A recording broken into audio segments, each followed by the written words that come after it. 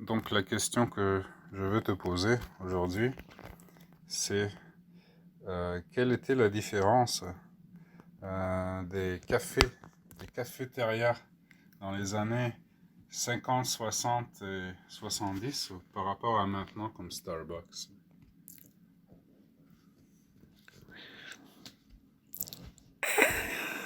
Alors, les cafés-restaurants, pour commencer, ceux de Paris dans les années 60, il y avait plusieurs carafes de vin sur les tables. Le pain était à volonté, le vin était à volonté. Et il y avait un choix des bons mets traditionnels français absolument alléchants. Maintenant, il faut dire aussi que bon, c'était des brasseries toujours très pleines, toujours très fréquentées, et c'est quelque chose qui est difficile d'oublier, très vivant. Et les étudiants, nous y allions beaucoup. Mais enfin, j'ai connu aussi autre chose, comme la cité universitaire, où il y avait des restaurants pour chaque pavillon, pour chaque pays du monde, et donc une cuisine très diversifiée. Maintenant, ce qui concerne les cafés, que je trouve toujours très intéressants, disons en Autriche, mais aussi dans d'autres pays de l'Est. Ce sont des cafés qui ont une fonction, qui sont là pour, disons, venir se retrouver avec ou bien des partenaires en affaires, ou bien pour jouer aux échecs ou aux cartes, et qui ont leur fonction de sociale tout à fait comme une institution.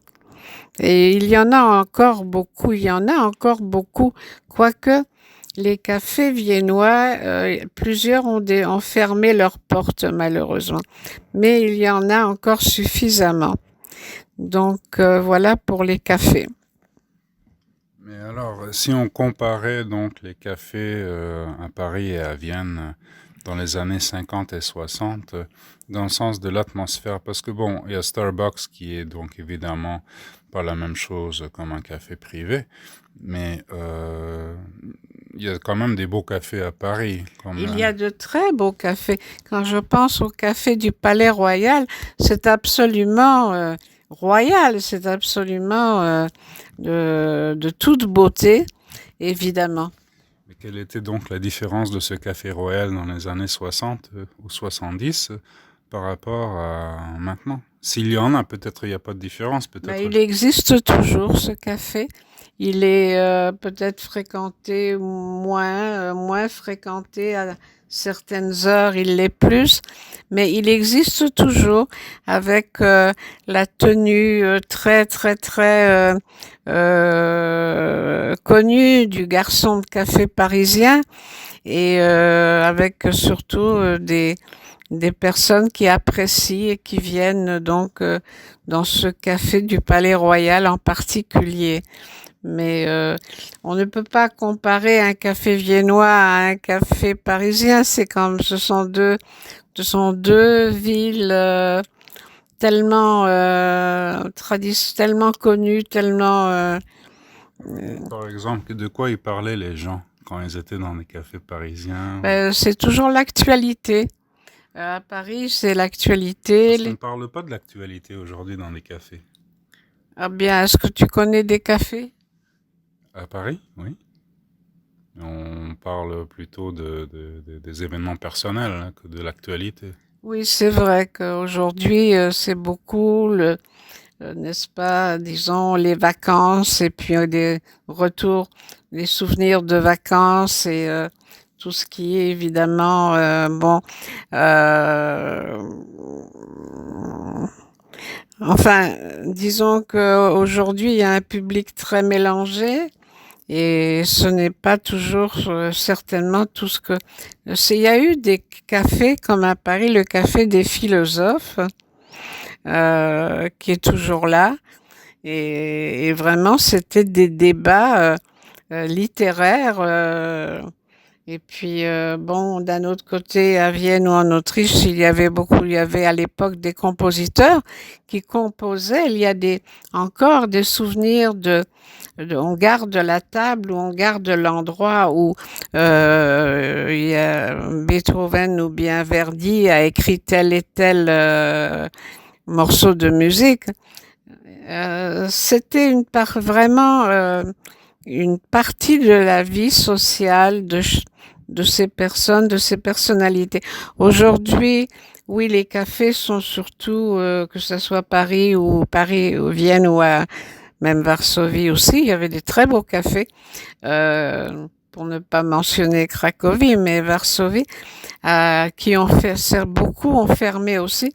Bien, disons que c'est un lieu de rencontre. Donc peut-être encore une question, c'est que est-ce que les étrangers se parlaient dans les cafés? Parce que maintenant, les étrangers dans le sens, les gens qu'on connaissait pas. Ah oui.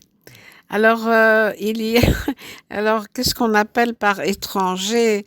Comme des gens, des inconnus, ou bien... Parce que bon, il fallait quand même s'habiller pour être dans un café, non? Mais Non? c'était mieux, oui, c'était plutôt souhaitable et indiqué. Parce que quand on va au café, faut pas oublier, il y a cafés très célèbres, comme à Paris. Est-ce que je peux mentionner le café Angélique, que tout le monde sait très bien qu'en mettant les pieds dans ce café, euh, eh bien, un jeune homme va regarder les jeunes filles et puis elle va lui faire signe si elle veut qu'ils viennent à sa table et vice versa.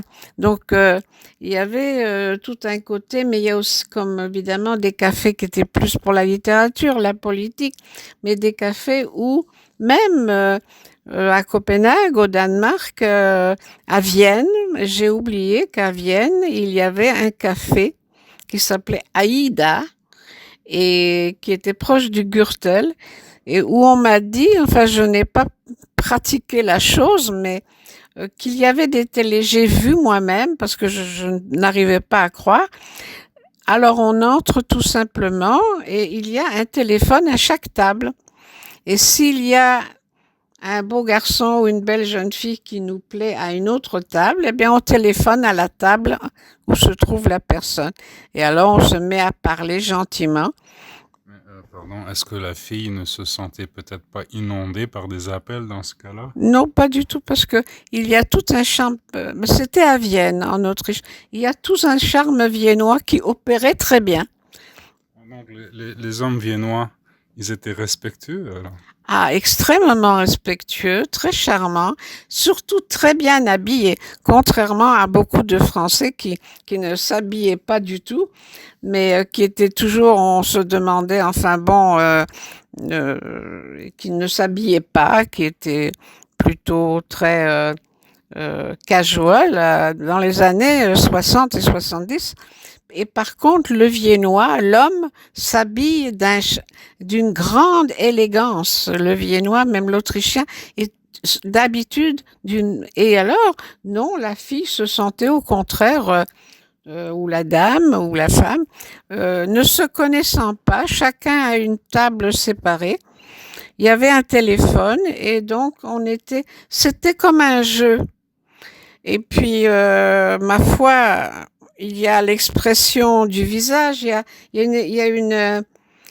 euh, il y a une manière il y a un langage corporel, enfin, il y a un sourire.